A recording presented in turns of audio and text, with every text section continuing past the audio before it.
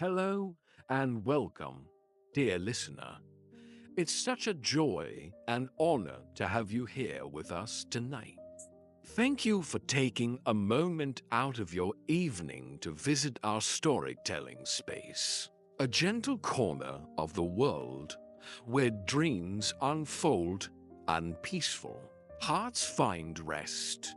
Tonight, let me take you to a distant village where a kind-hearted merchant once lived with his children, and among them was a gentle, radiant daughter, the youngest of all. She was known by a simple name that captured her essence, Beauty, not just for her lovely face, but for the quiet kindness that lived in her soul. As you settle in and close your eyes, let this soft narration guide you to a magical place, to a hidden castle where roses bloom with enchantment, and where a beast, fearsome in appearance but noble in heart, awaits something extraordinary. In Beauty's footsteps, you'll discover not only wonder and mystery, but also a story of patience, courage, and love that blossoms in the most unexpected way. So take a deep breath. Let your thoughts drift gently and join us now as we begin this timeless fairy tale, one to lull you into sleep and awaken the quiet hope within your heart. Beauty and the Beast. Jean-Marie Le Prince de Beaumont was once a very rich merchant who had 6 children, 3 sons and 3 daughters. Being a man of sense, he spared no cost for their education, but gave them all kinds of masters. His daughters were extremely handsome, especially the youngest. When she was little, everybody admired her and called her the Little Beauty, so that, as she grew up, she still went by the name of Beauty, which made her sisters very jealous. The youngest, as she was handsomer, was also better than her sisters. The 2 eldest had a great deal of pride. Because they were rich, they gave themselves ridiculous airs and would not visit other merchants' daughters, nor keep company with any but persons of quality. They went out every day to parties of pleasure, balls, plays, concerts, and so forth, and they laughed at their youngest sister because she spent the greatest part of her time in reading good books, as it was known that they were great fortunes. Several eminent merchants made their addresses to them, but the 2 eldest said they would never marry unless they could meet with a duke, or an earl at least. Beauty very civilly thanked them that courted her, and told them she was too young yet to marry, but chose to stay with her father a few years longer. All at once the merchant lost his whole fortune, excepting a small country house at a great distance from town, and told his children with tears in his eyes they must go there and work for their living. The 2 eldest answered that they would not leave the town, for they had several lovers, who they were sure would be glad to have them, though they had no fortune. But the good ladies were mistaken, for their lovers slighted and forsook them. In their poverty, as they were not beloved on account of their pride, everybody said, "They do not deserve to be pitied. We are very glad to see their pride humbled. Let them go and give themselves quality airs in milking the cows and minding their dairy. But," added they, "we are extremely concerned for Beauty, She was such a charming, sweet-tempered creature, spoke so kindly to poor people, and was of such an affable, obliging behavior. Nay, several gentlemen would have married her, though they knew she had not a penny. But she told them she could not think of leaving her poor father in his misfortunes, but was determined to go along with him into the country to comfort and attend him. Poor Beauty at first was sadly grieved at the loss of her fortune. But, said she to herself, were I to cry ever so much, that would not make things better. I must try to make myself happy without a fortune. When they came to their country house, the merchant and his 3 sons applied themselves to husbandry and tillage, and Beauty rose at 4 in the morning and made haste to have the house clean and dinner ready for the family. In the beginning, she found it very difficult, for she had not been used to work as a servant. But in less than 2 months she grew stronger and healthier than ever. After she had done her work, she read, played on the harpsichord, or else sung whilst she spun. On the contrary, her 2 sisters did not know how to spend their time. They got up at 10 and did nothing but saunter about the whole day, lamenting the loss of their fine clothes and acquaintance. Do but see our youngest sister, said they, one to the other. What a poor, stupid, mean-spirited creature she is, to be contented with such an unhappy, dismal situation. The good merchant was of quite a different opinion. He knew very well that Beauty outshone her sisters in her person as well as her mind, and admired her humility and industry, but above all her humility and patience. For her sisters not only left her all the work of the house to do, but insulted her every moment. The family had lived about a year in this retirement, when the merchant received a letter with an account that a vessel, on board of which he had effects, was safely arrived. This news had like to have turned the heads of the 2 eldest daughters, who immediately flattered themselves with the hopes of returning to town, for they were quite weary of a country life. And when they saw their father ready to set out, they begged of him to buy them new gowns, headdresses, ribbons, and all manner of trifles. But Beauty asked for nothing, for she thought to herself that all the money her father was going to receive would scarce be sufficient to purchase everything her sisters wanted. What will you have, Beauty? Said her father. Since you have the goodness to think of me, answered she, be so kind to bring me a rose, for as none grows hereabouts, they are a kind of rarity. Not that Beauty cared for a rose, but she asked for something, lest she should seem by her example to condemn her sister's conduct. Who would have said she did it only to look particular?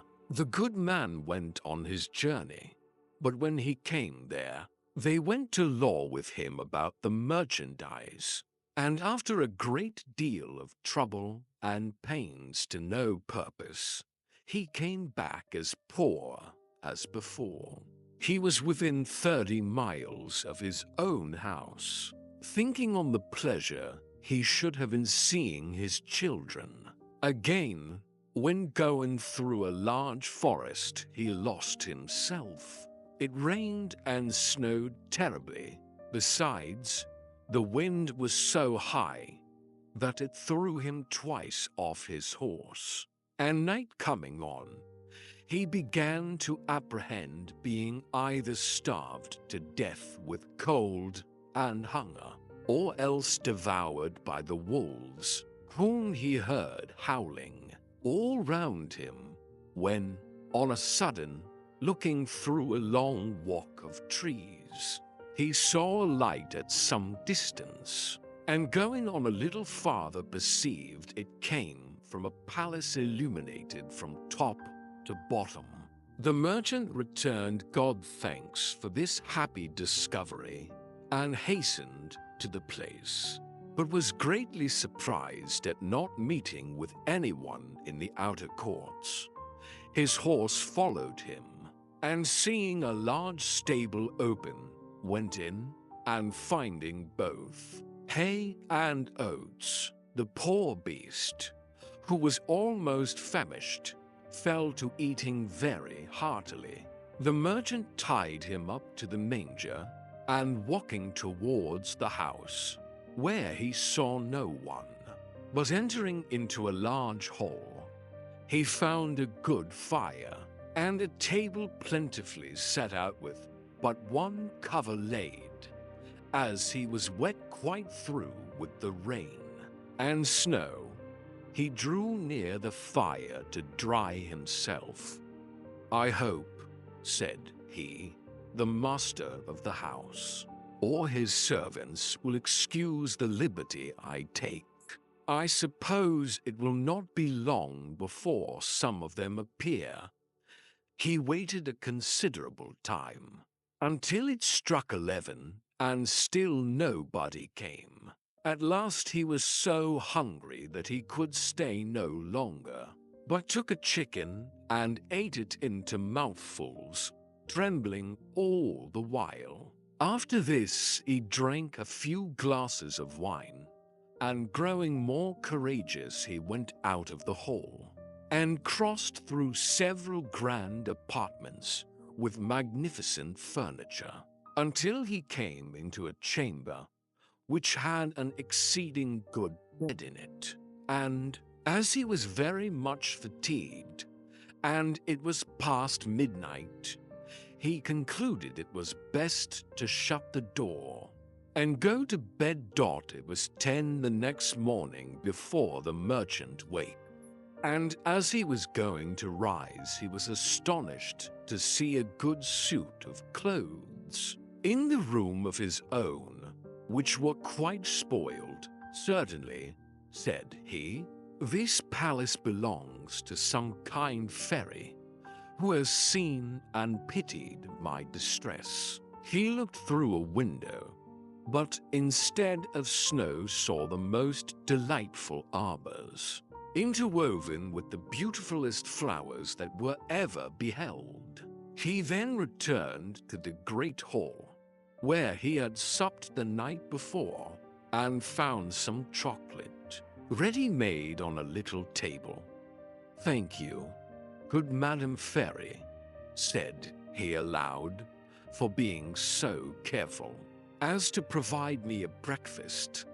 I am extremely obliged to you for all your favors." The good man drank his chocolate, and then went to look for his horse, but passing through an arbor of roses he remembered Beauty's request to him, and gathered a branch on which were several. Immediately he heard a great noise, and saw such a frightful beast coming towards him, that he was ready to faint away. "You are very ungrateful," said the beast to him, in a terrible voice. "I have saved your life by receiving you into my castle, and in return you steal my roses, which I value beyond anything in the universe. But you shall die for it. I give you but a quarter of an hour to prepare yourself and say your prayers." The merchant fell on his knees and lifted up both his hands. "My lord," said he, "I beseech you to forgive me. Indeed, I had no intention to offend in gathering a rose, for any of my daughters who desired me to bring her one. My name is not my lord, replied the monster. But beast, I don't love compliments, not I. I like people to speak as they think, and so do not imagine I am to be moved by any of your flattering speeches. But you say you have got daughters. I will forgive you, on condition that one of them come willingly and suffer for you. Let me have no words, but go about your business, and swear that if your daughter refuse to die in your stead, you will return within 3 months. The merchant had no mind to sacrifice his daughters to the ugly monster, but he thought, in attaining this respite, he should have the satisfaction of seeing them once more. So he promised, upon oath, he would return, and the beast told him he might set out when he pleased. But, added he, you shall not depart empty-handed. Go back to the room where you lay, and you will see a great empty chest. Fill it with whatever you like best, and I will send it to your home. And at the same time beast withdrew. Well, said the good man to himself, if I must die, I shall have the comfort, at least, of leaving something to my poor children.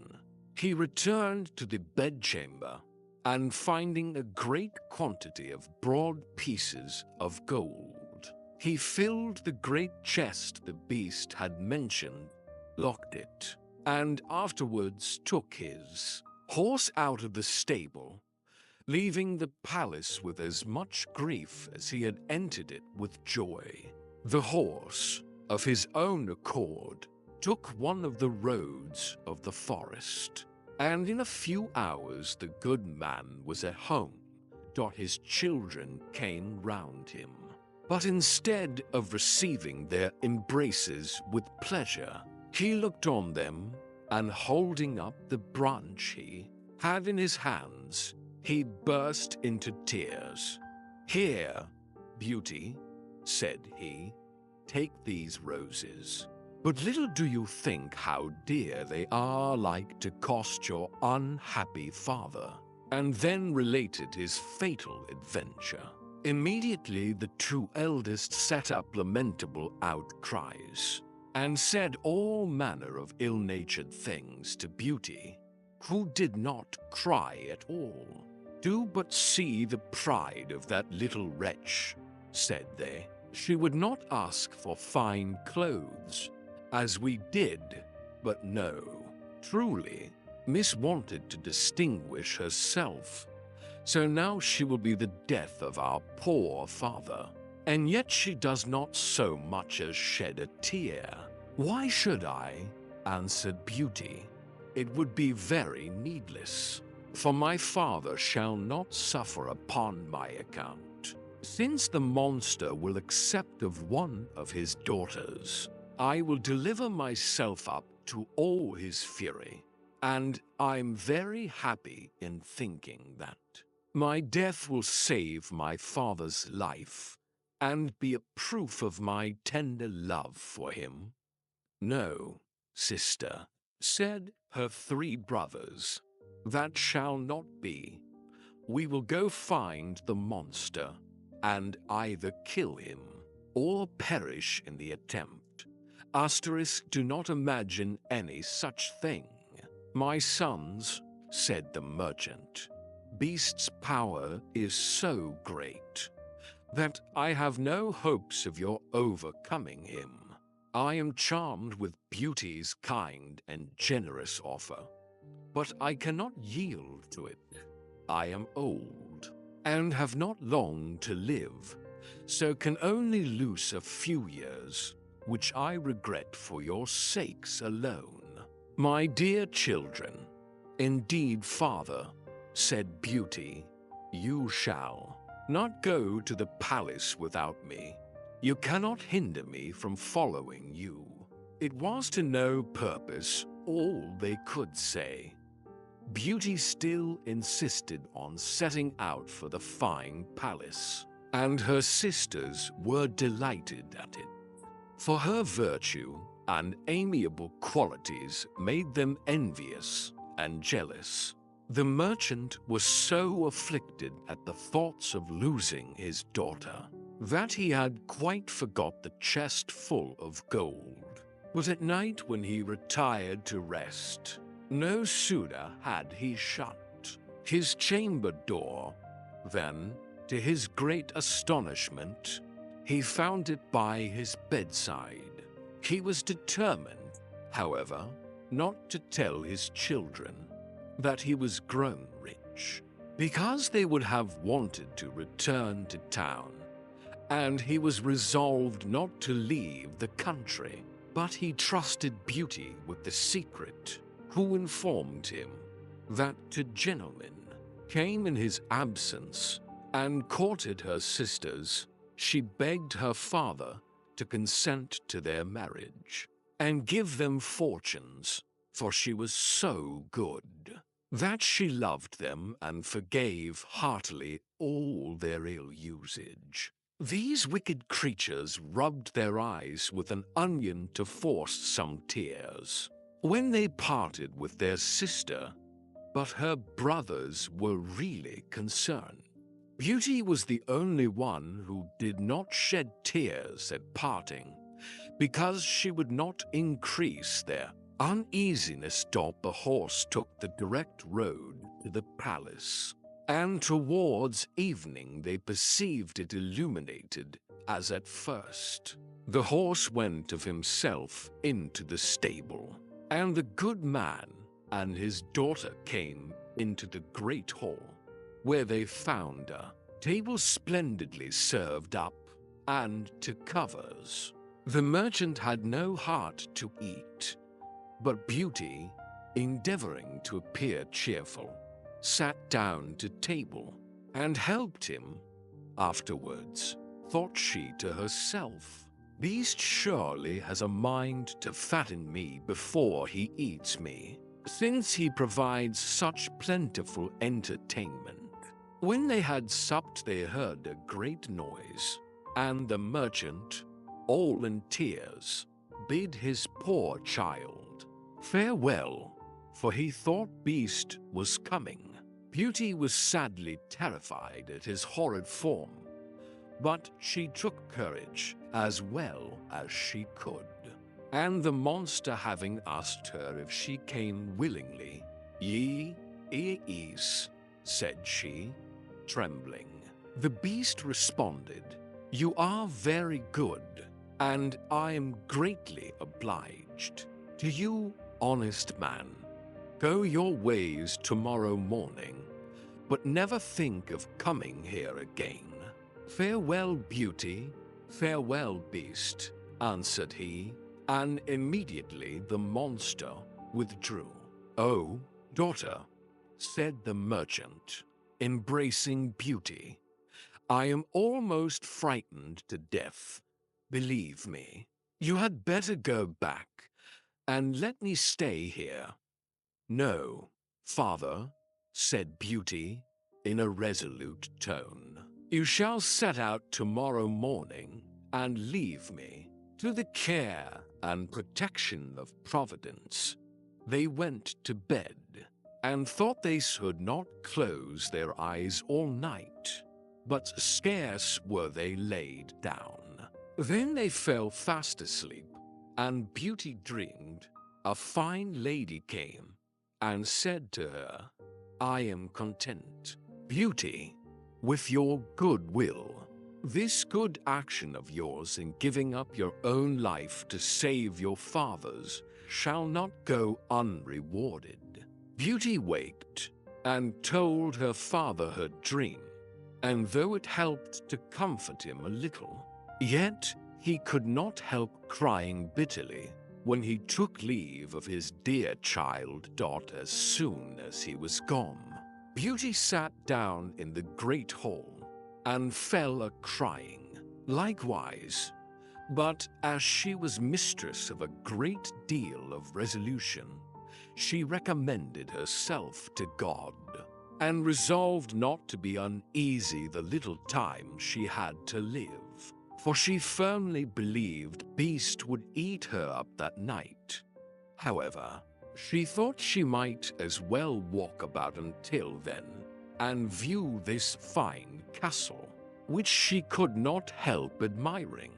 It was a delightful, pleasant place, and she was extremely surprised at seeing a door over which was written Beauty's apartment. She opened it hastily and was quite dazzled with the magnificence that reigned throughout. But what chiefly took up her attention was a large library, a harpsichord, and several music books. "Well," said she to herself, "I see they will not let my time hang heavy upon my hands for want of amusement." Then she reflected, "Were I but to stay here a day, there would not have been all these preparations." This consideration inspired her with fresh courage, and opening the library, she took a book and read these words in letters of gold: "Welcome, Beauty. Banish fear. You are queen and mistress here. Speak your wishes, speak your will. Swift obedience meets them still. Alas," said she, with a sigh, "there is nothing I desire so much as to see my poor father, and know what he is doing." She had no sooner said this, when casting her eyes on a great looking-glass, to her great amazement, she saw her own home, where her father arrived with a very dejected countenance. Her sisters went to meet him, and notwithstanding their endeavors to appear sorrowful, their joy, felt for having got rid of their sister, was visible in every feature. A moment after, everything disappeared, and Beauty's apprehensions at this proof of Beast's COMPLAISANCE. At noon she found dinner ready, and while at table, was entertained with an excellent concert of music, though without seeing anybody. But at night, as she was going to sit down to supper, she heard the noise Beast made, and could not help being sadly terrified. "Beauty," said the monster, "will you give me leave to see you sup?" "That is as you please," answered Beauty, trembling. "No," replied the Beast, "you alone are mistress here. You need only bid me gone if my presence is troublesome, and I will immediately withdraw. But tell me, do not you think me very ugly?" "That is true," said Beauty, "for I cannot tell a lie. But I believe you are very good-natured." "So I am," said the monster. "But then, besides my ugliness, I have no sense. I know very well that I am a poor, silly, stupid creature." "'Tis no sign of folly to think so," replied Beauty, "for never did fool know this, or had so humble a conceit of his own understanding." "Eat then, Beauty," said the monster, "and endeavor to amuse yourself in your palace, for everything here is yours, and I should be very uneasy if you were not happy." "You are very obliging," answered Beauty. "I own I am pleased with your kindness, and when I consider that your deformity scarce appears—" "Yes, yes," said the Beast, "my heart is good, but still I am a monster. Among mankind, says Beauty, there are many that deserve that name more than you, and I prefer you, just as you are, to those who, under a human form, hide a treacherous, corrupt, and ungrateful heart. If I had sense enough, replied the beast, I would make a fine compliment to thank you. But I am so dull that I can only say, I am greatly obliged to you. Beauty ate a hearty supper, and had almost conquered her dread of the monster. But she had like to have fainted away when he said to her, Beauty, will you be my wife? She was some time before she dared answer, for she was afraid of making him angry if she refused. At last, however, she said, trembling, No, beast. Immediately the poor monster went to sigh, and hissed so frightfully that the whole palace echoed. But Beauty soon recovered her fright, for Beast having said, in a mournful voice, Then farewell, Beauty left the room, and only turned back, now and then, to look at her as he went out. When Beauty was alone, she felt a great deal of compassion for poor Beast. Alas, said she, 'tis thousand pities. Anything so good-natured should be so ugly. Beauty spent 3 months very contentedly in the palace. Every evening Beast paid her a visit, and talked to her during supper very rationally, with plain good common sense, but never with what the world calls wit.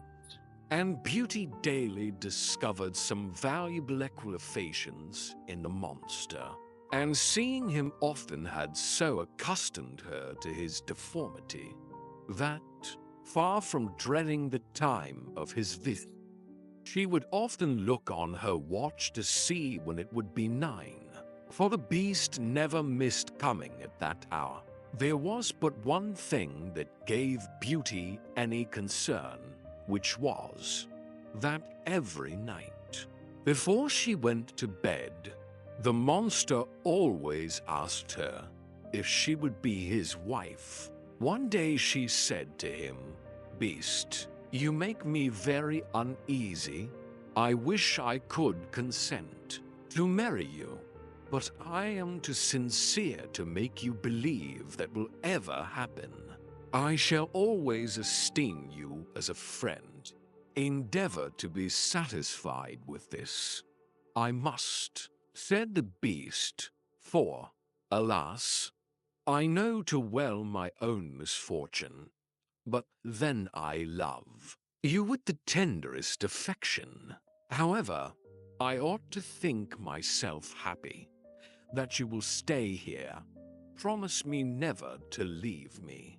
Beauty blushed at these words.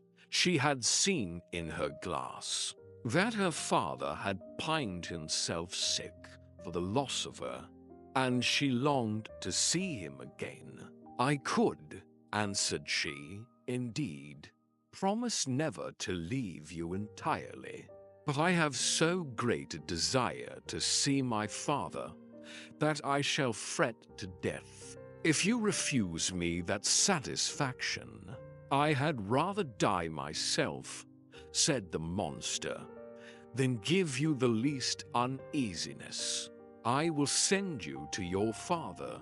You shall remain with him, and poor Beast will die with grief. No, said Beauty, weeping, I love you too well to be the cause of your death.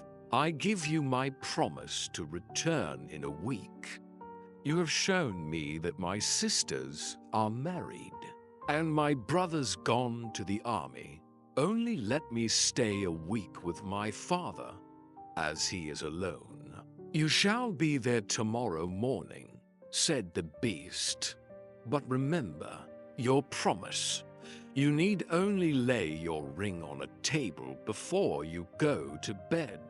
When you have a mind to come back, farewell, Beauty." Beast sighed, as usual, bidding her good night, and Beauty went to bed very sad at seeing him so afflicted. When she waked the next morning, she found herself at her father's, and having rung a little bell that was by her bedside, she saw the maid come, who, the moment she saw her, gave a loud shriek, at which the good man ran upstairs and thought he should have died with joy to see his dear daughter again.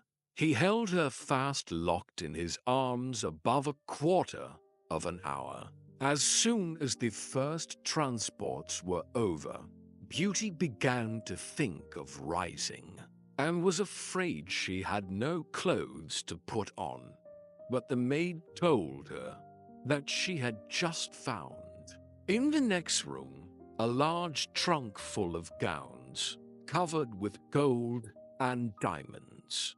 Beauty thanked good Beast for his kind care, and taking one of the plainest of them, she intended to make a present of the others to her sisters. She scarce had said so when the trunk disappeared. Her father told her that Beast insisted on her keeping them herself, and immediately both gowns and trunk came back again. Beauty dressed herself, and in the meantime they sent to her sisters, who hastened thither with their husbands. They were both of them very unhappy. The eldest had married a gentleman, extremely handsome indeed, but so fond of his own person that he was full of nothing but his own dear self, and neglected his wife. The second had married a man of wit, but he only made use of it to plague and torment everybody, and his wife most of all. Beauty's sisters sickened with envy when they saw her dressed like a princess and more beautiful than ever. Nor could all her obliging, affectionate behavior stifle their jealousy, which was ready to burst when she told them how happy she was. They went down into the garden to vent it in tears, and said one to the other, "In what way is this little creature better than us, that she should be so much happier?" "Sister," said the oldest, "a thought just strikes my mind. Let us endeavor to detain her above a week, and perhaps the silly monster will be so enraged at her for breaking her word that he will devour her." "Right, sister," answered the other. "Therefore we must show her as much kindness as possible." After they had taken this resolution, they went up and behaved so affectionately to their sister that poor Beauty wept for joy. When the week was expired, they cried and tore their hair, and seemed so sorry to part with her that she promised to stay a week longer. In the meantime, Beauty could not help reflecting on herself for the uneasiness she was likely to cause poor Beast, whom she sincerely loved and really longed to see again. The 10th night she spent at her father's.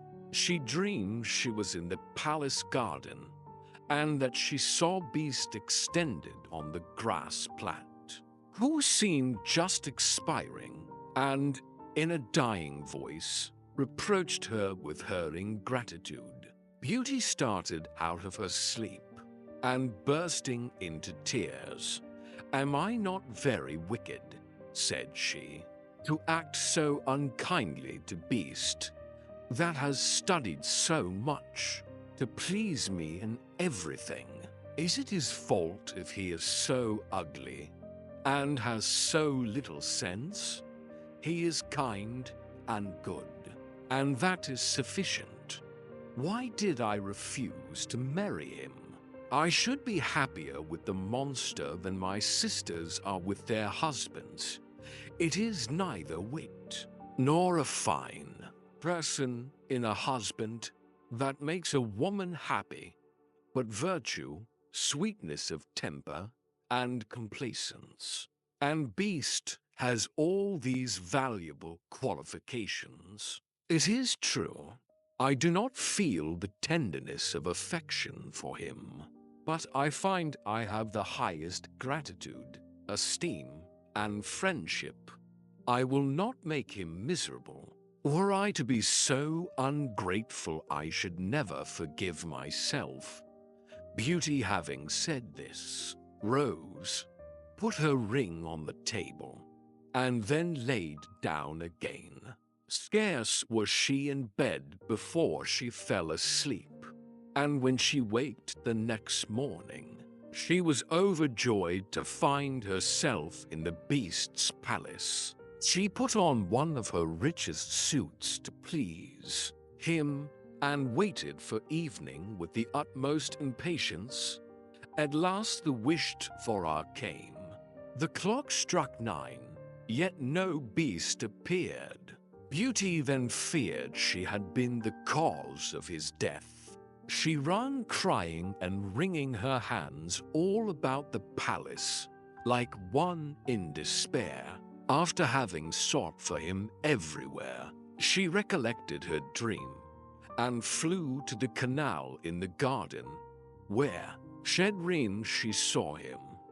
There she found poor Beast stretched out, quite senseless, and, as imagined, dead.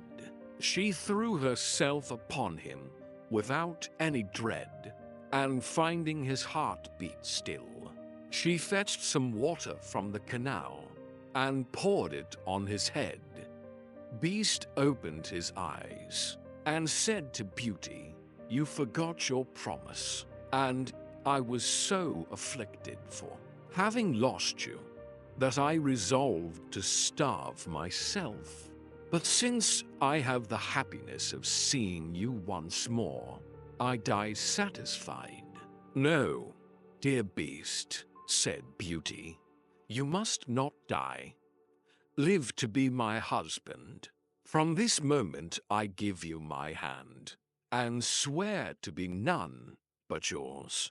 Alas, I thought I had only a friendship for you, but the grief I now feel convinces me that I cannot live without you." Beauty scarce had pronounced these words when she saw the palace sparkle with light and fireworks, instruments of music. Everything seemed to give notice of some great event. But nothing could fix her attention. She turned to her dear Beast, for whom she trembled with fear. But how great was her surprise! Beast was disappeared, and she saw, at her feet, one of the loveliest princes that I ever beheld, who returned her thanks for having put an end to the charm under which he had so long resembled the Beast. Though this prince was worthy of all her attention, she could not forbear asking where Beast was. Beauty, agreeably surprised, gave the charming prince her hand to rise. They went together into the castle, and Beauty was overjoyed to find, in the great hall, her father and his whole family, whom the beautiful lady that appeared to her in her dream had conveyed thither. "Beauty," said this lady, "come and receive the reward of your judicious choice." You have preferred virtue before either wit or beauty, and deserve to find a person in whom all these qualifications are united. You are going to be a great queen. I hope the throne will not lessen your virtue or make you forget yourself. As to you, ladies, said the fairy to Beauty's to sisters, I know your hearts and all the malice they contain. Become to statues, but under this transformation, still retain your reason. You shall stand before your sister's palace gate, and be it your punishment to behold her happiness, and it will not be in your power to return to your former state until you own your faults. But I am very much afraid that you will always remain statues. Pride, anger, gluttony, and idleness are sometimes conquered. But the conversion of a malicious and envious mind is a kind of miracle. Immediately the fairy gave a stroke with her wand, and in a moment all that were in Thehel were transported into the prince's dominions. His subjects received him with joy, married Beauty, and lived with her many years, and their happiness, as it was founded on virtue, was complete.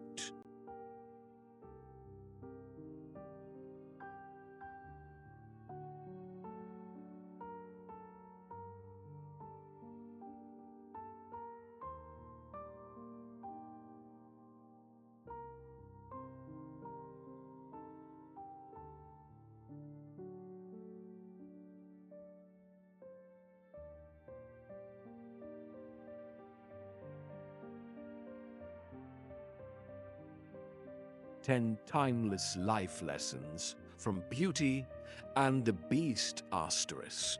1. True love is when you're willing to sacrifice yourself for another. Sacrifice plays a huge role in the relationships portrayed in Disney's Beauty and the Beast. From Beauty sacrificing her freedom and taking her father's place as the Beast's castle prisoner to the Beast sacrificing his happiness and letting Beauty go take care of her sick father. The classic movie is an endless tale of people sacrificing their own needs for the good of others. As hard as it can be, sacrifice often reaps big rewards like a happily ever after. I mean, just look at Beauty and the Beast. 2. It's not what's on the outside, but what's on the inside that counts. The Beast is far from the handsome prince he used to be, and his spoiled attitude, rotten manners, and temper tantrums don't help his reputation either. But as he spends more time with Beauty, his hardened exterior starts to melt away to show a lost man with a heart of gold. Beauty sees beyond the razor-sharp teeth and ugly grimace to find the prince he once was. In real life, that's a good reminder not to dismiss someone just because they don't meet your checklist for good looks. Sometimes it takes time, patience, and an open mind to see what someone's heart is truly made of. 3. Vanity is never attractive. Nothing is worse than going on a date with someone who can't stop bragging or admiring his or her own reflection. Gaston is, of course, the movie's version of that person we all dread dating or interacting with at all.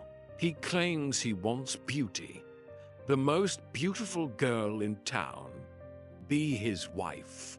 But being the pompous hunk that he is, the only person Gaston really wants to marry is himself.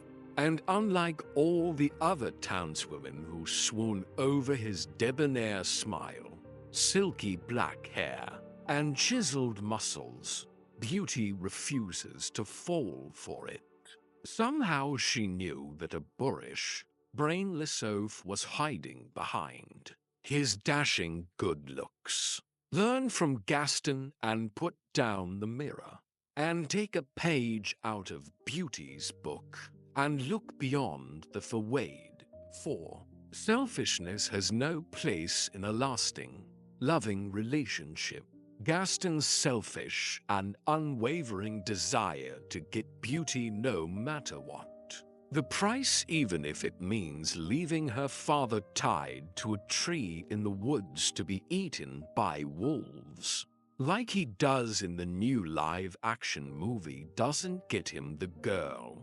Then again, forcing Beauty to a lifetime of imprisonment in the Beast's castle wasn't going to help the Beast win her heart over, so she could break the spell and turn him back into a prince.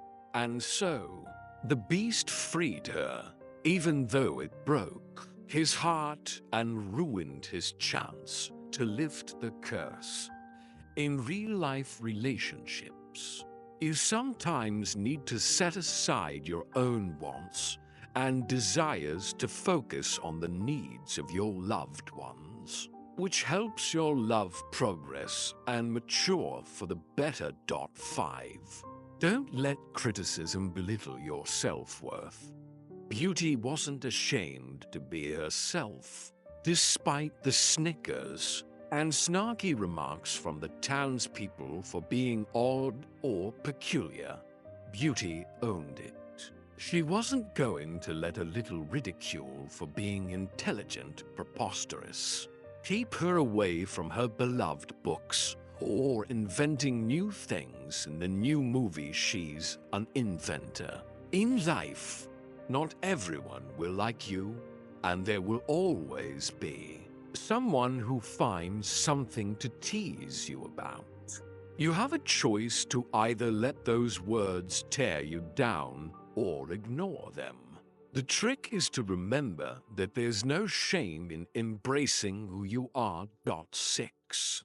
Letting go never gets easy. No matter how many times you do it. Saying goodbye to a loved one is one of the hardest things to do in life. Whether it's at a funeral or during a breakup, letting go of someone you've invested so much of your heart and time in never gets easier. In the live-action adaptation of Beauty and the Beast, your heart will break as you watch the Beast bid farewell to two of his greatest loves, his dying mother and Beauty. Get past that fictional heartbreak by letting your real-life loved ones know how much they mean to you. 7. Don't settle for second best. People who don't value themselves tend to settle for less than they deserve. But you should remind yourself every day that you are worthy of happiness and success. Use Beauty as a role model. She knew in her heart that she deserved more than her poor provincial life had to offer. Embrace your dreams and do whatever it takes to make them come true. 8.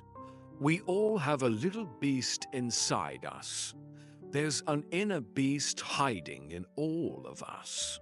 Some just disguise it better than others, even though the beast lets his bad side take over. He eventually starts making better choices that end up quelling his nasty nature. Meanwhile, Gaston is the true beast of the story, never making the right choices to let his good qualities outweigh the bad. Life lesson: each day is full of choices. You can either choose to make decisions for the good of yourself and others, or act destructively, hurting yourself and those around you in the process. So ask yourself, will you act like a beast or a beauty? 9. Your biggest enemy is sometimes yourself. Sure, Gaston was the beast's nemesis, but the beast's biggest enemy lay within himself. His selfish, spoiled, rotten demeanor was responsible for the curse cast over his castle and kingdom. It took some tough love from Beauty for him to quit pitying himself and get a new outlook on life. Unfortunately, we don't all have a Beauty to help us see the error of our ways. Sometimes we need to take a time out and look inside ourselves to discover if we're the reason we aren't happy. 10. Always stand up for your morals and values. In the era of Beauty and the Beast, women needed to get married if they had any hope of a financially stable future. But Beauty refused to let a little old-fashioned patriarchal tradition stand in her way of marrying her true love.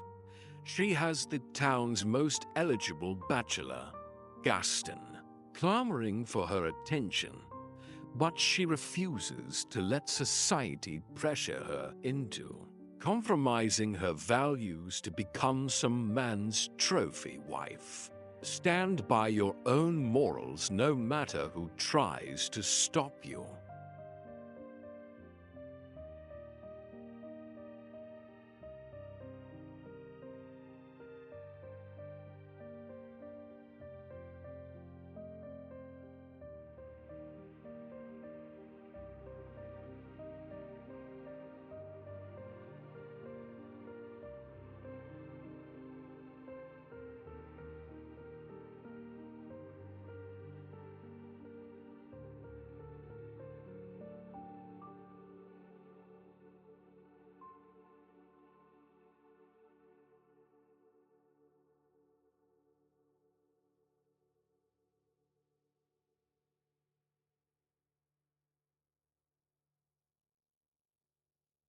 Rapunzel, a fairy tale whispered to the stars, are told in a gentle, romantic bedtime voice. Close your eyes.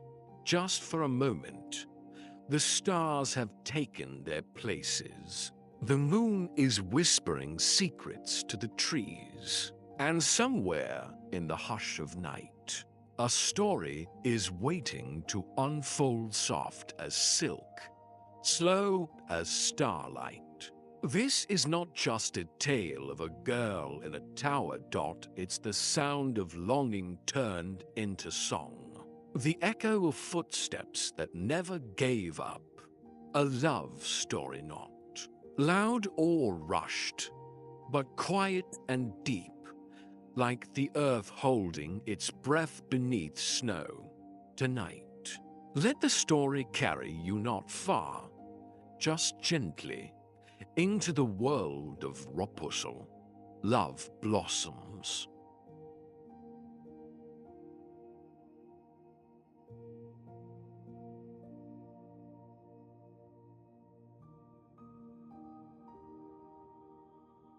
Part 1. A craving beneath the moonlight. Long ago, in a land where the mornings rose wrapped in gentle mist, and the evenings settled like lullabies across the hills, there stood a quiet little cottage atop a stone-covered slope. It was a place woven of simplicity and care, built from wood aged by rain and sun, where ivy climbed the corners and wild daisies peeked through the cracks in the steps. In that cottage lived a woodcutter and his wife, a pair whose lives were unremarkable by the world's measure, but rich in the kind of peace only found far from noise and haste. They woke with birdsong, worked with the rhythm of the wind, and rested as the stars took their place each evening beyond their home, stretching far and deep. Lay a forest dark and vast. It rolled like a green sea through the land, full of old trees and older secrets, and near the forest's farthest edge, hidden behind curtains of hanging ivy and shadowed branches, stood another house whispered about by villagers in fearful tones. There lived a woman who was neither young nor old, neither beautiful nor terrible. She was simply powerful. No one knew quite who she was. Some called her an enchantress, others a sorceress. What they all agreed upon, however, was the legend of her garden. That garden was the envy of every field and forest. It shimmered with color that defied language, flowers that bloomed in blue deeper than the sky, petals as soft as cloud, herbs that breathed faint light, and fruit that seemed kissed by stars. It was a place of mystery and beauty and magic, and it was forbidden. No one dared venture near, for they said the garden was alive with enchantment, and the woman who tended it saw all who entered, no matter how quietly they crept. But from the window of the little cottage, the garden was visible just barely, and as seasons passed, and the woodcutter's wife grew heavy with child, her eyes more often turned toward that distant patch of paradise. Their own land bore nothing. The soil, stubborn and rocky, refused even the simplest sprouts. No herbs grew, no blossoms dared, only weeds, dry wind, and the whisper of things not meant to grow. And so she watched, day after day, hand resting on her round belly, watching the impossible garden far below. Then, one golden evening, as the light settled like honey upon the treetops, she saw it, a patch of rampion, green, deep and vibrant, with blossoms of violet, swaying gently in the late breeze. A longing took root in her heart, sharp, sudden, and oddly sorrowful. It wasn't hunger in the usual sense. It was deeper than that, as though her spirit recognized something in that plant that her body needed, that her child might be calling for without words. That night, she could not sleep. She turned on her side, then her back, closed her eyes, only to see the velvet leaves swaying behind them. Even the crickets seemed to echo its name.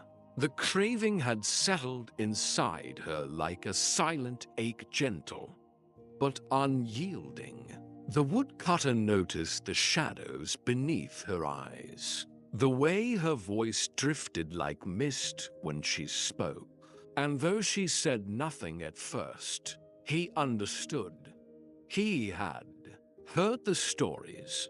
The enchantress's garden was not a place to be entered lightly, but he loved her quietly, completely, in the way that only long years and deep bonds could teach. So when the sky turned lavender and the first stars began their watch, he wrapped himself in his old cloak and set off, guided not by courage but by love. The garden wall was not so high, moss softened its edges, and wild roses crept over its sides, their petals untouched by thorn. The woodcutter climbed gently, pausing once at the top to listen to the hush of the night.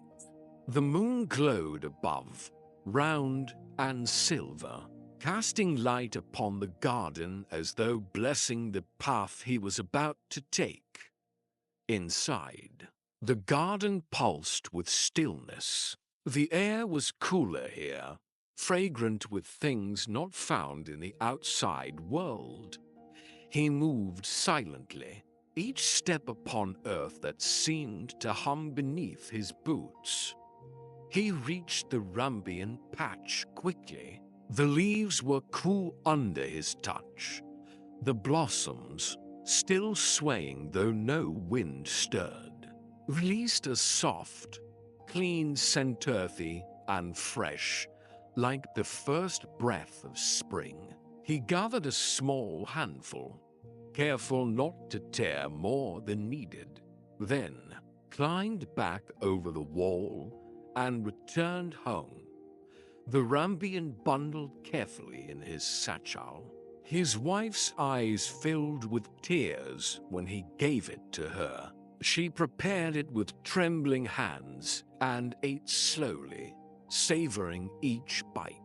And when she slept that night, her rest was peaceful, her breath soft and even. But as often happens with longing, one taste only deepened the desire. The next night, she wept softly into her pillow, unable to say more than a few words, but he already knew. The ache had returned. He said nothing. He simply rose, took his cloak, and left again.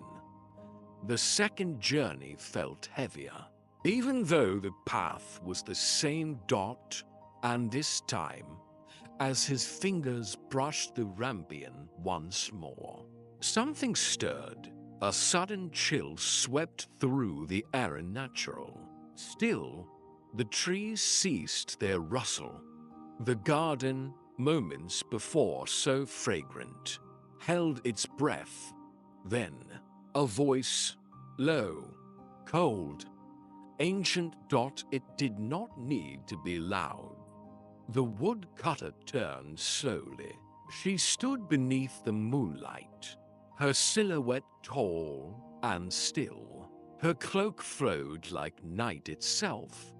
Her eyes, glowing with quiet fire, held no surprise, only knowing, only quiet judgment.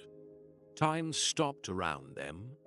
The Rambian slipped from his hands. He fell to his knees, his voice caught in his chest. No plea could match the weight of her silence. But still, he spoke from love, from desperation, from guilt. And the enchantress listened. For a long while, she said nothing. Then, softly to softly, she offered a bargain. He would be forgiven. The garden would not punish him. But in return, when the child was born, it would be hers. There were no flames, no dramatic proclamations, only quiet acceptance, a nod, a heart broken in silence, and the moon, high and pale above, slid slowly across the sky, watching as promises were made not in words alone, but in the still air between them.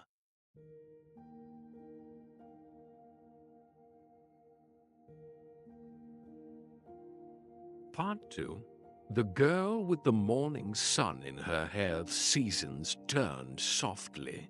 As autumn faded into winter, snow began to fall light as lace, settling upon rooftops, treetops, and the sloping hill where a small wooden cottage glowed like a lantern in the dusk. Icicles clung to its windows, catching light like frozen tears. The fire crackled low, casting long shadows across wooden beams, and the smell of pine, ash, and quiet hope hung gently in the air. And on a night when the world lay still beneath a blanket of silver snow, the child was born. She entered the world in silence, without fuss or cry. Her eyes opened wide, clear, and blue as the morning sky after rain. Her skin held the pale softness of snow, and her hair, barely more than a breath upon her head, shimmered gold in the firelight. The woodcutter and his wife held her with trembling arms. Overcome with wonder, they named her Rapunzel, for the plant that had awakened a longing so deep it changed the course of their lives. And as they whispered her name for the first time, the snow continued to fall outside, quiet and steady, like the ticking of a great, slow clock. But as with all beautiful things born of fragile moments, joy did not linger long. Before the stars had dimmed and before dawn could paint the sky with light, a knock came at the door, soft, cold, and certain. It did not thunder, it did not shout, yet it rang through the cottage like the sound of fate arriving. The woodcutter opened the door with hands that had once chopped trees, but now shook like wind-blown leaves. And there she stood, the enchantress, wrapped in robes of midnight and mist. She stepped forward, her eyes unreadable, her presence silencing the very flames of the hearth. She said nothing. No demand, no reminder, no curse, only stillness. She reached forward, and the child, nestled in her mother's arms, stirred then, settled. Without resistance, without sound, she was lifted gently into the enchantress's arms. Not unkindly, but without warmth. And just as quietly as she had arrived, the enchantress turned and vanished into the snow-covered world, into the forest, into the fog, leaving behind only silence and a cradle that would never again be filled. Far away from hills and cottages, past winding rivers and sleeping groves, hidden deep within the ancient folds of the forest, there stood a tower. It rose alone in a glade that never saw footprints, wrapped in ivy and forgetfulness. There was no road leading to it, no birds flew near. Its walls, made of pale gray stone, stood tall and smooth, worn soft by wind and time. No door welcomed visitors, no staircase wound within, only one small window, high at the top, looked out into the sky. This tower would become the child's world. The enchantress carried Rapunzel there and placed her gently inside. The walls were bare stone, the air cool and dim. Yet in this space, untouched by noise or danger, she believed the child would be safe. Here, sorrow could not find her, nor longing, nor change. Time inside the tower moved like honey slow and golden. Rapunzel did not know the world outside. Her feet never touched grass. Her hands never dug into soil. Yet she grew quietly, beautifully, like a flower that blooms only at night. Her lullabies were not sung to her, but to the wind. Her stories were not told, but imagined in whispers that echoed off the walls, and the only person she ever saw was the one who brought her food, cloth, and combs, the enchantress, known to her only as Mother Gothel. Gothel came each day without warning and left just as silently. She spoke little, gave what was needed, and withdrew. There were no good nights, kisses, no laughter shared, only the routine of arrival and departure, the click of a basket placed on stone, the hush of footsteps fading down the tower wall. Yet Rapunzel did not wither. She grew tall and graceful, her presence soft like candlelight. Her hair, golden from birth, lengthened as the seasons passed. It gleamed like spun sunlight, curling and falling across the cold floor like a river that had forgotten how to rush each morning. She sat at the high window and brushed it, long and slow, until it shimmered in the light. The birds came to listen. They did not land, nor sing back, but they circled close when she sang. Her voice rose like smoke from a chimney, slow and pure. She did not know where the songs came from, only that they filled her. The way dreams fill sleep. They slipped from her lips like petals, soft and endless, though she had never seen a town, never touched a river, never walked a single path beyond the round stone of her tower. Still she dreamed.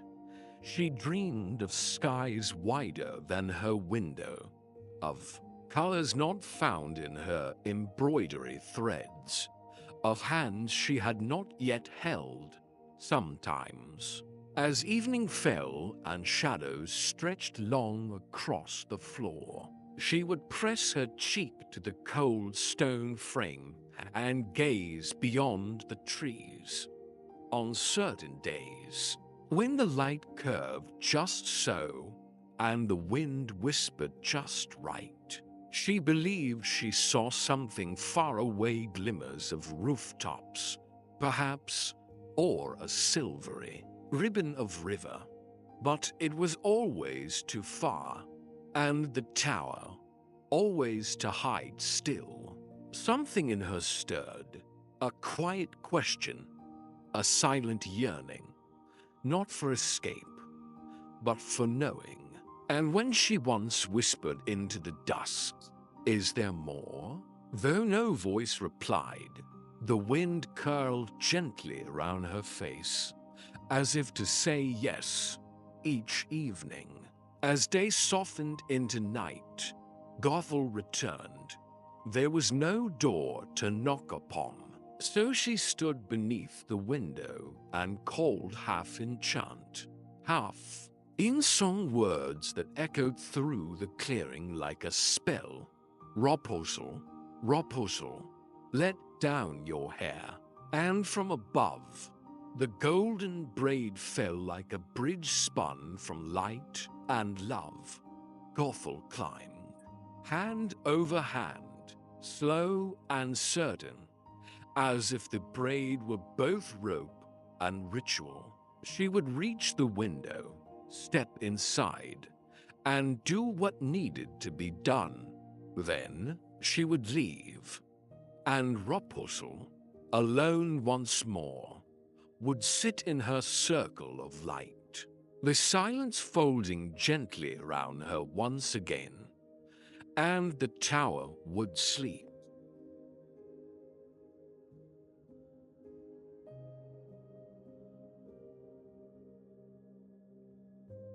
Part 3. The song that stirred the forested was late spring, the kind of spring where the air is warm without weight, and sunlight pools beneath trees like gold scattered from the heavens. The forest was alive in a hush, a tender silence where even the birds seemed to sing more softly, as though the world itself were listening. A young prince rode alone that day, far from the palace walls and the heavy velvet of royal halls. His horse trotted gently along a trail long forgotten, where moss grew between ancient roots and wildflowers nodded as he passed. The forest welcomed him not with fanfare, but with calm. He was not seeking anything in particular, not a hunt, not glory, only the stillness of trees and the rhythm of hooves on soft earth. The weight of crowns and counsel had grown tiresome, and here, beneath the canopy, he was no one, only a man surrounded by the kindness of leaves. The deeper he rode, the more the world faded into green and gold. He let the reins slacken, trusting the path, his eyes drifting skyward, where branches arched above him like cathedral ceilings made of light. And then something caught the air, a sound, faint and floating, like mist above morning fields. Not a sound meant to be heard, but one that escaped gently, as if from a dream. It was a voice, soft, pure, rising and falling with the wind, like birdsong spun into music. The prince stopped. He listened, and the forest seemed to pause with him.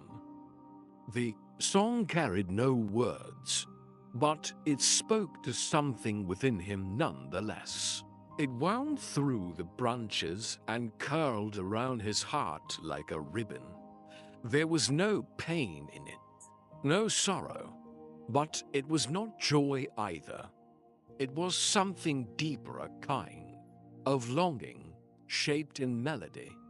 He dismounted in silence and stepped among the trees, following the music like a thread drawn through air.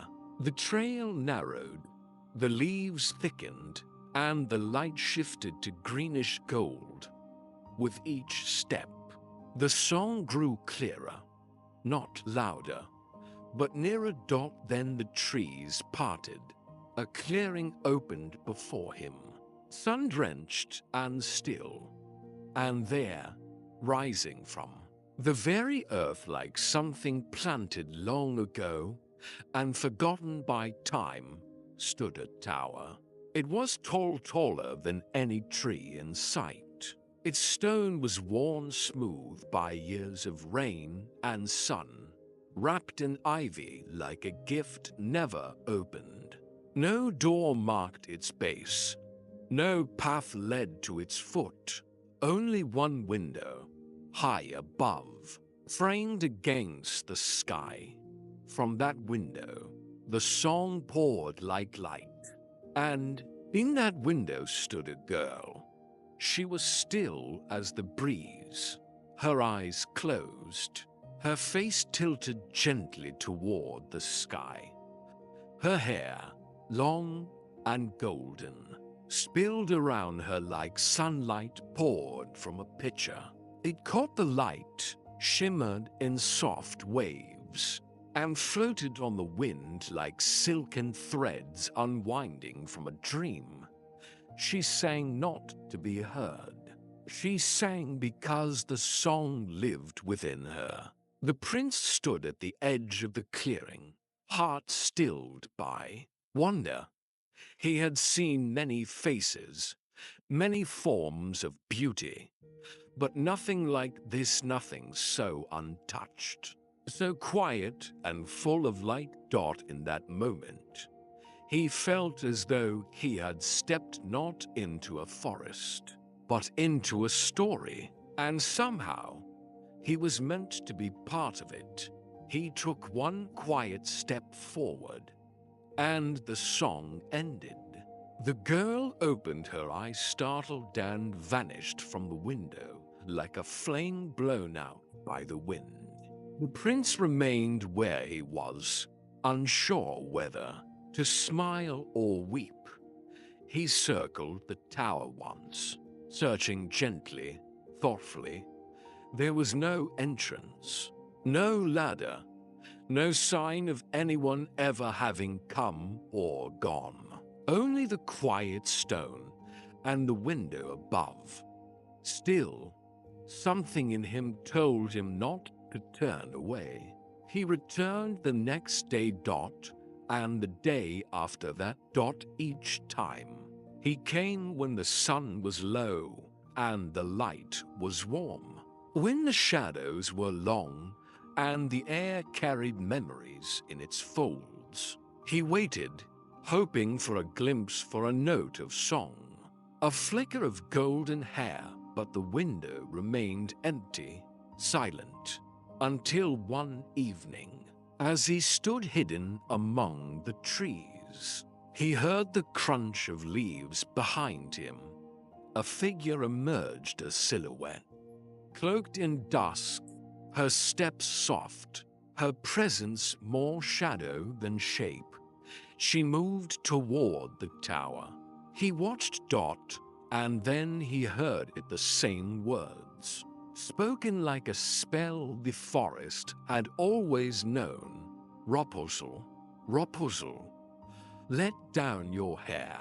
The name, carried by that voice, rang through the clearing like a bell underwater. And then, from the window above, a braid appeared, golden, long, swaying like a ribbon descending from the sky. It reached the ground with a hush. The woman took hold of the braid and began to climb, slowly and gracefully, vanishing into the window high above. The prince stayed hidden, and when, at last, she descended and disappeared once more into the trees, he stepped forward. His hands trembled not with fear, but with something far softer. Hope. He looked up to the window, now still again. The air around him felt full of breathless possibility. He stepped closer to the tower's base, tilted his face skyward, and spoke not as a prince, not even as a man, but as someone who had heard a song and could no longer live without knowing its source. No answer came at first. Then the braid fell once more. Golden, glimmering, a thread drawn down from the heavens. He reached for it. And with reverent care, as if touching a prayer made of light, he began to climb.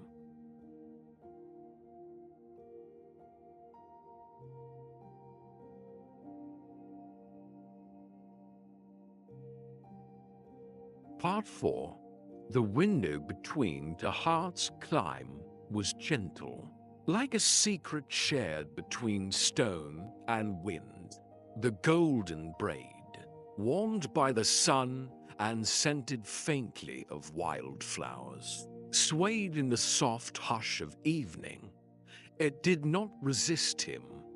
Instead, it welcomed him with the quiet assurance of something sacred, soft as petals, strong as hope.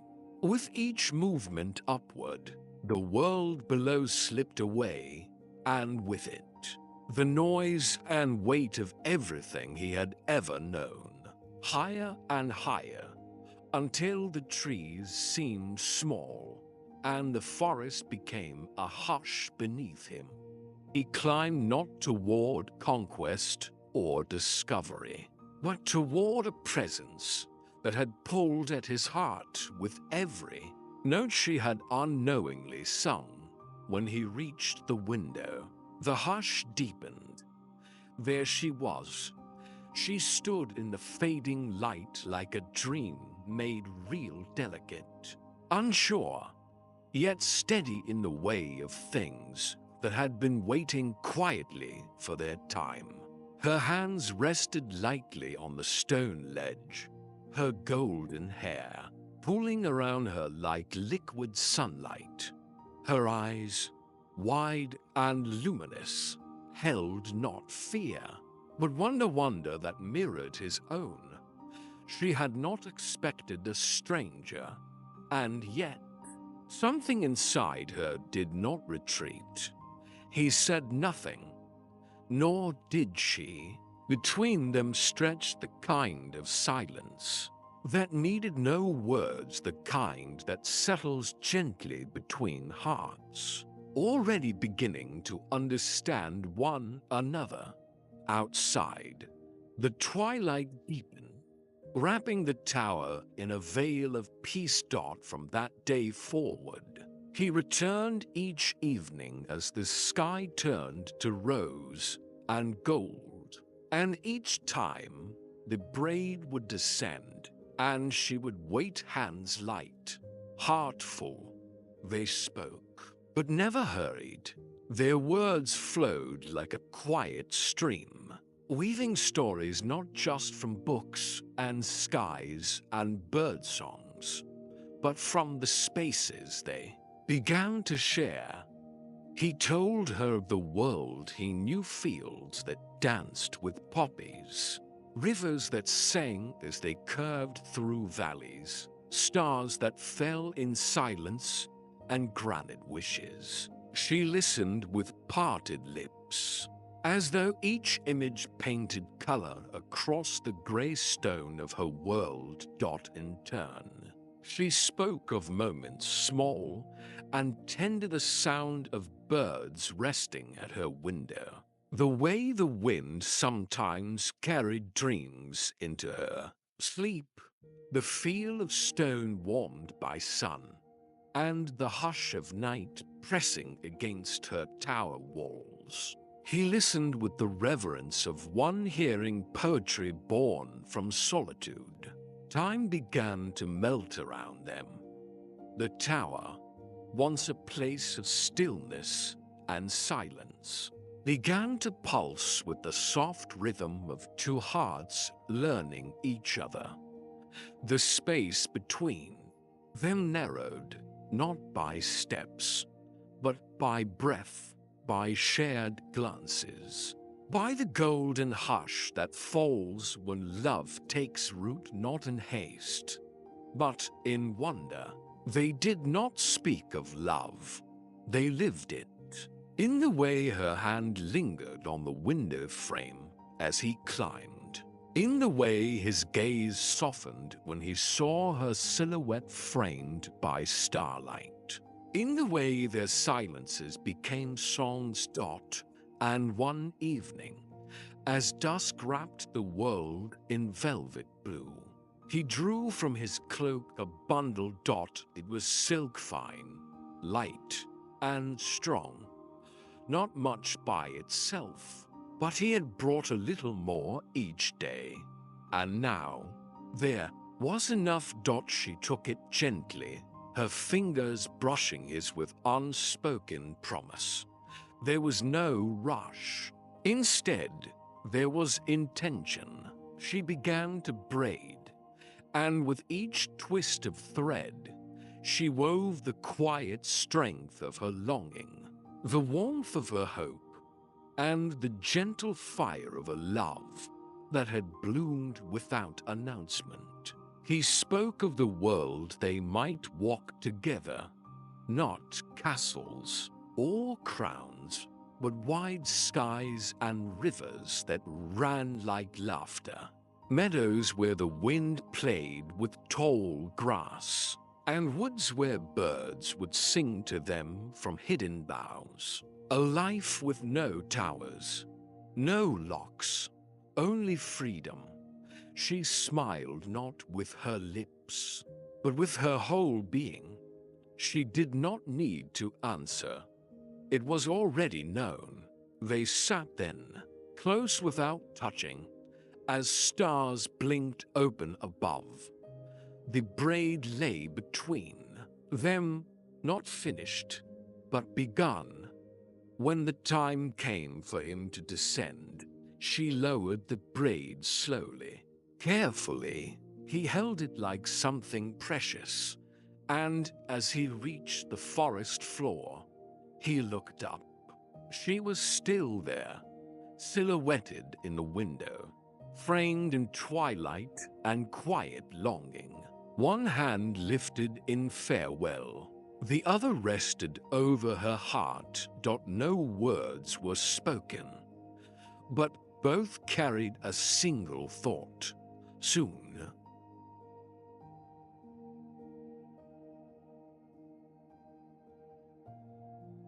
Part 5. The night the wind grew still, days passed like petals drifting on a slow-moving stream.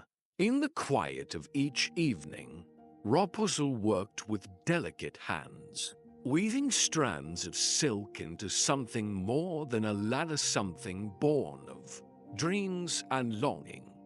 Each thread she braided held a heartbeat, a hope, a gentle promise. Though her fingers moved steadily, her thoughts floated elsewhere, down into the world her heart had imagined 1,000 times, yet never touched. Each night, the prince came with more silk, tucked away in the folds of his cloak like a secret offering.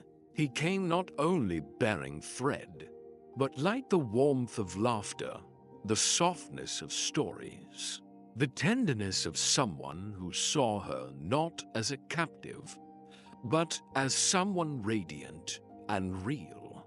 And each time he left, climbing back down the golden braid and vanishing into the forest's shadowed hush, she would place her hand over her chest and whisper a single word, soft as breath.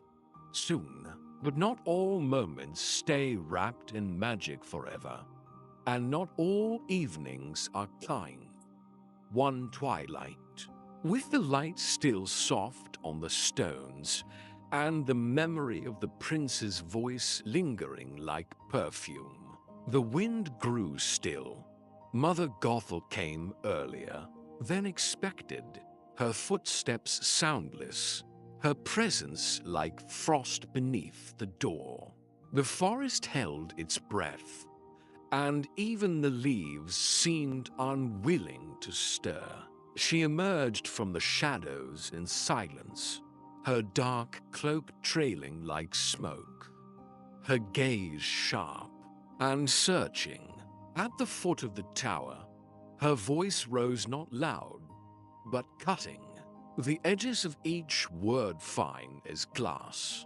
Rapunzel, Rapunzel, let down your hair. And the braid fell, as it always did, golden, shimmering, soft. But today, something had changed.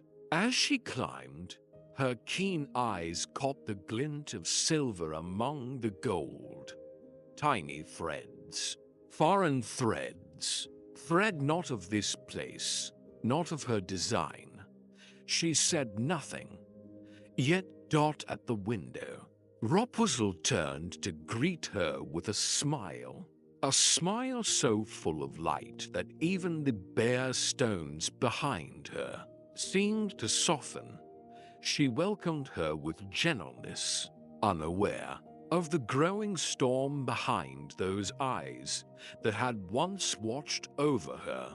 Gothel's voice was sweet. To sweet. She offered berries still warm, she said, from the sun, and Rapunzel accepted them with gratitude, her heart still carrying the echo of a prince's laughter. But Gothel watched, measured, waited. Then, with a voice light as silk and sharp as thorn, she asked if anything had changed. Rapunzel's hands stilled, her heart skipped, and though her lips answered no, her voice trembled like a leaf caught in a coming storm. Gothel stepped closer. Her questions grew colder, her eyes sharper. She reached out, and with practiced fingers pulled a length of hair near the window, and with it, a sliver of something that did not belong. Silk. Not hers. The truth was revealed not by words, but by thread. Anger did not roar. It whispered. It burned slow and low. Gothel's voice, now quiet as snowfall, carried more weight than thunder. The word liar fell like a stone. Rapunzel rose, fear blooming in her chest. She tried to speak, but the air around them had grown too thin. There was no room for explanations, no time for forgiveness.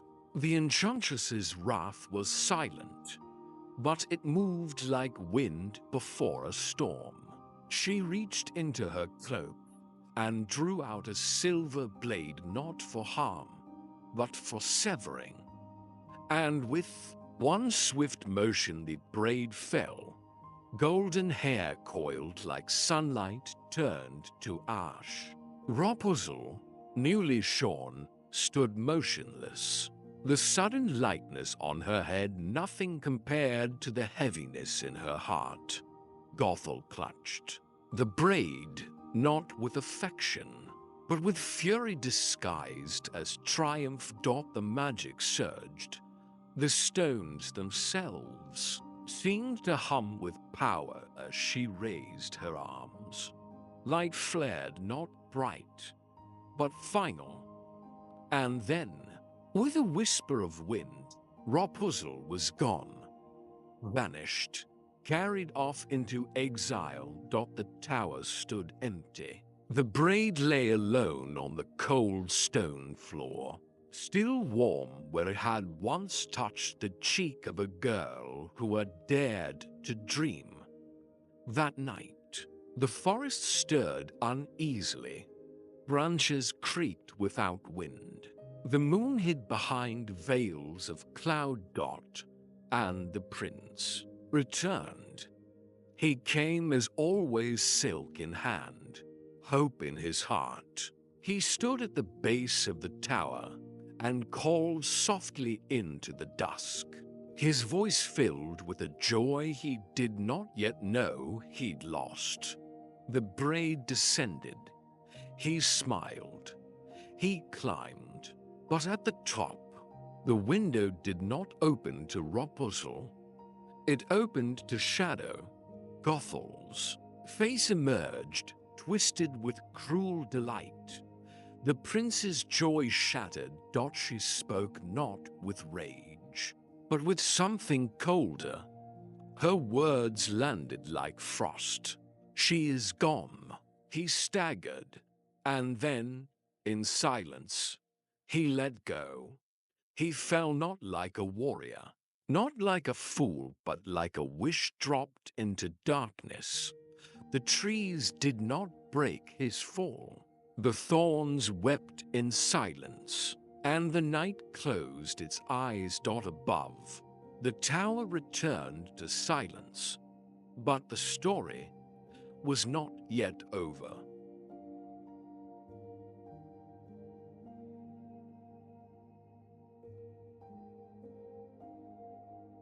Part 6. The long path of love. Days passed like petals drifting on a slow-moving stream. In the quiet of each evening, Rapunzel worked with delicate hands, weaving strands of silk into something more than a ladder, something born of dreams and longing.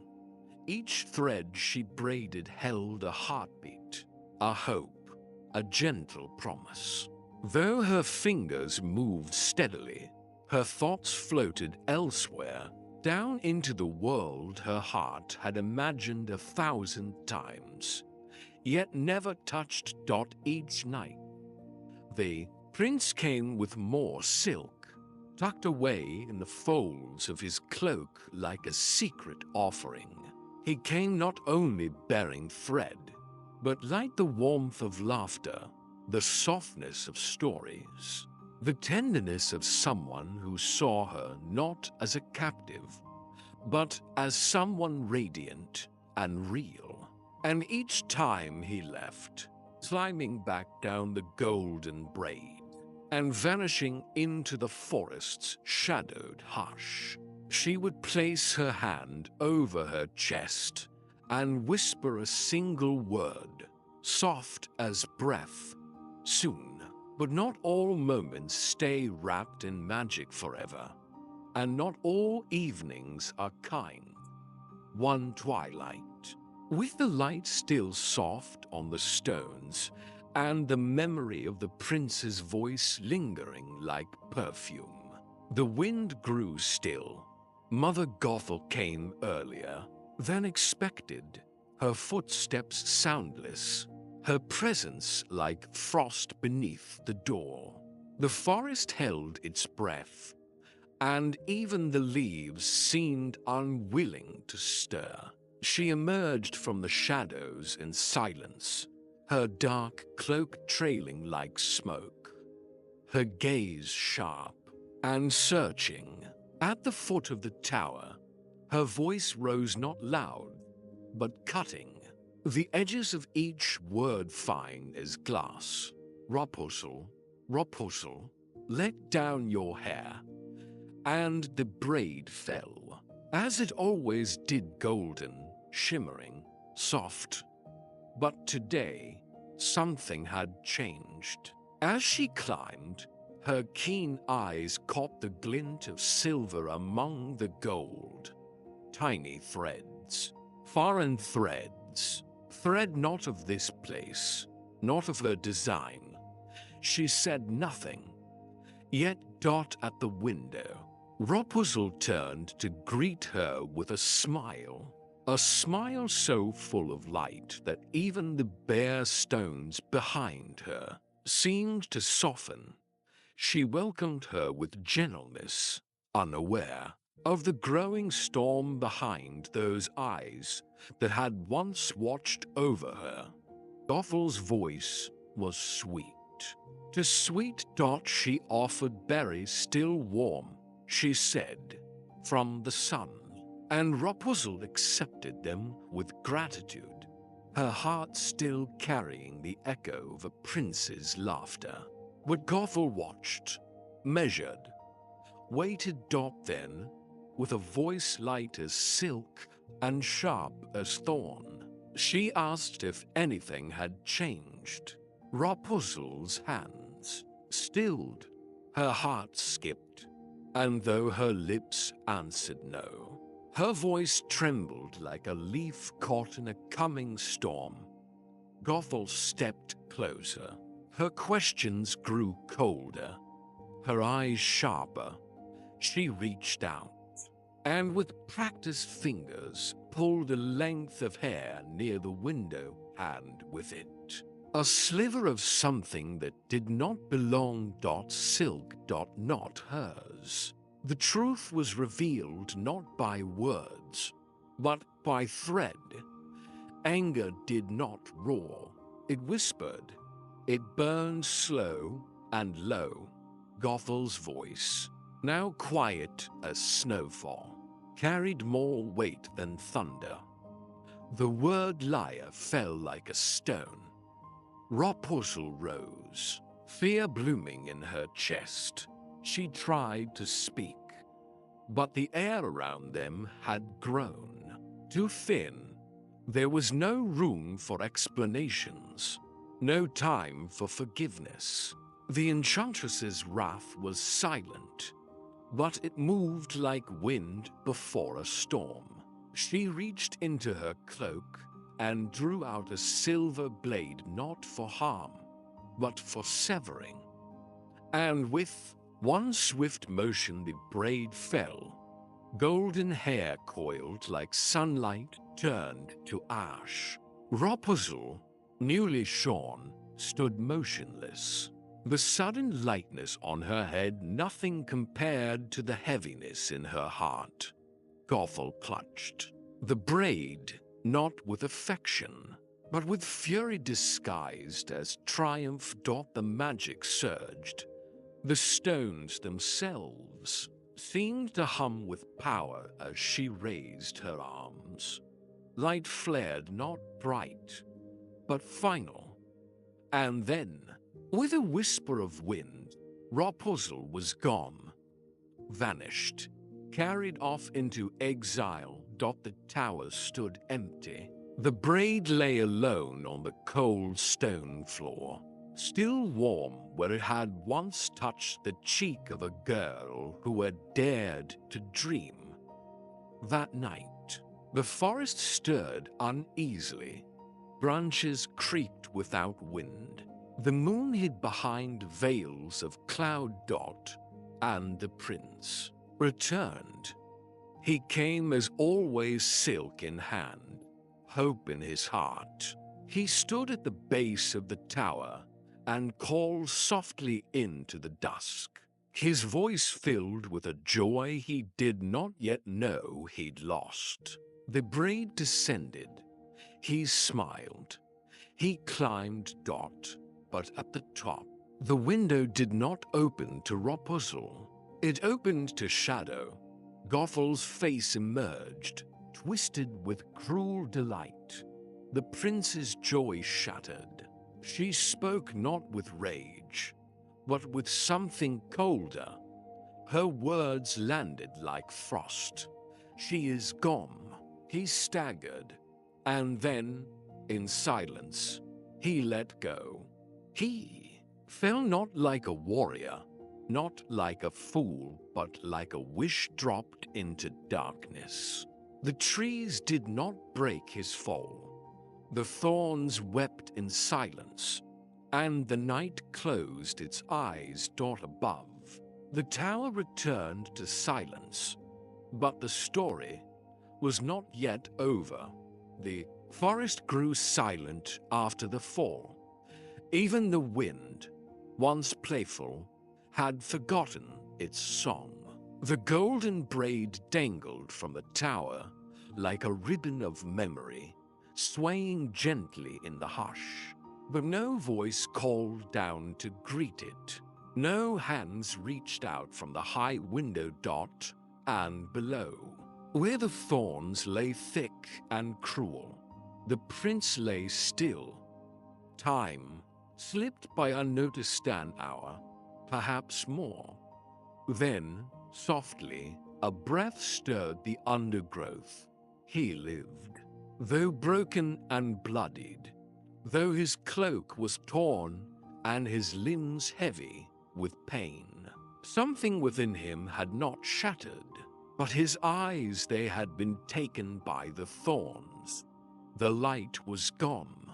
The sky above no longer belonged to him. Stars now lived only in memory. His cry was not one of agony, but of loss. Rapunzel, her name, his lifeline, a fairy tale whispered to the stars of shadow in a gentle, romantic bedtime voice. Close your eyes and went. Just for a moment, the trees above the stars had taken their places. The moon is whispering secrets to the trees, and somewhere in the hush of night, one morning, a story is waiting to unfold, soft as silk. He wandered slow without as starlight. Driven this is not just a tale of a girl in a tower. She had the sound of longing turned into song. He moved, the echo of footsteps that never gave up. A love story on. The loud oar rushed, but quiet and deep. He drank like from the earth, holding its breath beneath snow. Fed himself with let the story carry you not far, and slept just gently that into the world of Rapunzel, like those she love blossoms. Days turned into weeks, weeks into months. Sometimes he thought he heard her in the birdsong. Sometimes he reached out, thinking he had found her hand. But always it was wind and bark and silence. Still, he called her name softly, tenderly, like prayer. Rapunzel. The seasons changed around him. The forest thinned, hills rose, then fields. Then, at last, a desert, wide and still, where even the sky seemed to forget how to speak. And far from the tower, in that quiet wasteland, Rapunzel lived. Gothel had cast her to the edge of the world. The sun burned without mercy. The nights held no song. Yet Rapunzel endured. She built herself shelter from driftwood and hope. She dug deep for water. She sang to the stars. Her songs were soft. They carried longing and love. They told of a prince with gentle eyes and hands that held nothing but wonder. They told of silk and stars and golden laughter. She did not know if anyone heard. Still, she sang. And one day, as the sky began to burn with dusk, a voice answered. It was hoarse, cracked, but it knew her name, Rapunzel. She turned, breath stolen from her chest. Across the sand, a figure came, worn, dust-covered, blind. But she knew, before his voice, before his face, she knew. She ran, barefoot, breathless, weeping. She ran until the world blurred, and then she was in his arms. He held her, shaking. "I knew you were real," he whispered, even in the dark. I remembered the light. She touched his cheeks, kissed his brow, and when her tears fell onto his face, something shifted. The light returned. Slowly, like dawn breaking through heavy mist. He blinked. And saw her, truly saw her, and smiled. They cried, but not from grief, from wonder. That night, beneath open stars, they slept not in a tower, not in a cage, but beneath the sky, with only love to guard them. And when morning rose, they stood. Hand in hand. They walked toward a new world, toward meadows and rivers and freedom, toward home. Together.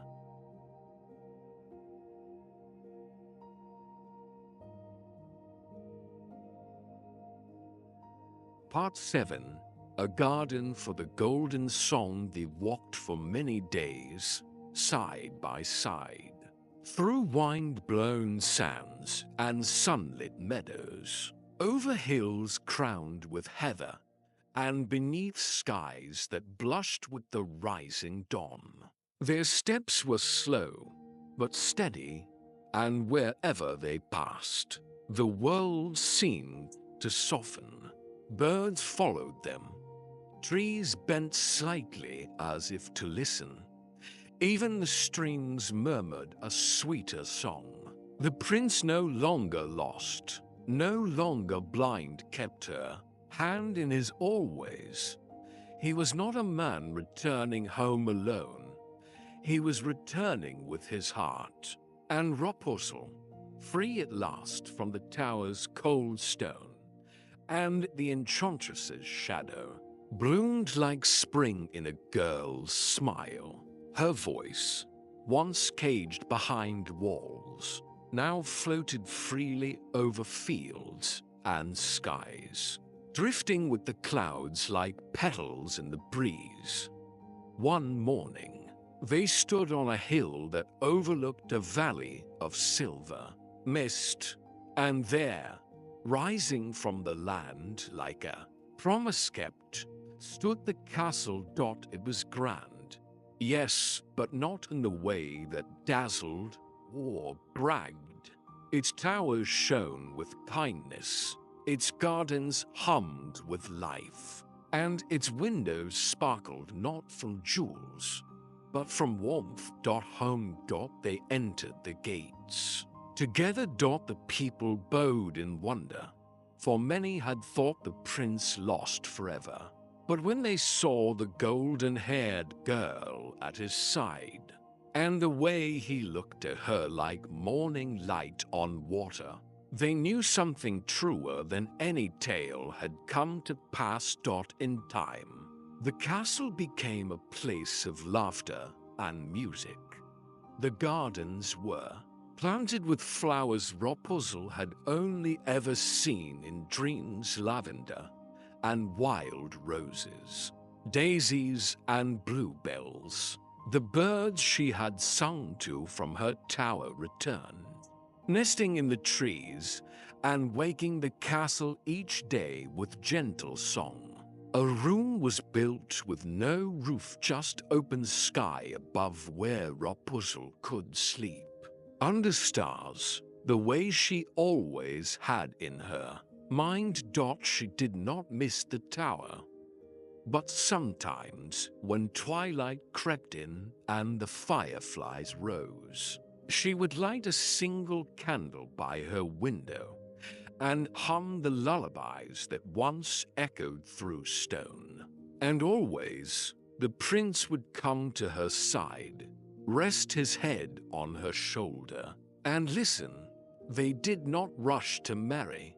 Instead, they spent their days learning each other what made the other laugh, what stories lived in the corners of their minds. He taught her how to ride a horse, how to skip stones across lakes. She taught him how to listen to silence, how to feel the breeze and know which way the season was turning. Their love was quiet and deep, like a tree growing slowly through stone, strong and steady. And when at last they did marry, it was beneath the canopy of the forest where they first heard each other's voices. No crown was placed, no trumpet sounded, only the rustle of leaves and the sigh of the wind as they whispered their vows. "I choose you," he said, "in all seasons, in all skies. And I choose you," she replied, "in all songs, in all stories yet to come." Years passed. The kingdom flourished, not with wealth, but with kindness. No tower was ever built again without a door, and no girl was ever left to dream alone in silence. Children would gather in the evenings by Rapunzel's garden, where she would sing soft tales and braid their hair with blossoms. Her voice still held the golden glow of sunlight, and some swore the stars leaned closer when she sang. And when the prince looked at her, even after many winters had come and gone, his eyes still held the same wonder as that very first night when he heard a voice in the forest and followed it into forever. So if you ever walk through an old forest and hear a song on the breeze soft, low, and full of longing, it might just be the echo of a story that once was, of a tower without doors, of a girl with sunlight in her hair, and of a boy who followed love, even when he could no longer see, and found her just the same. The end.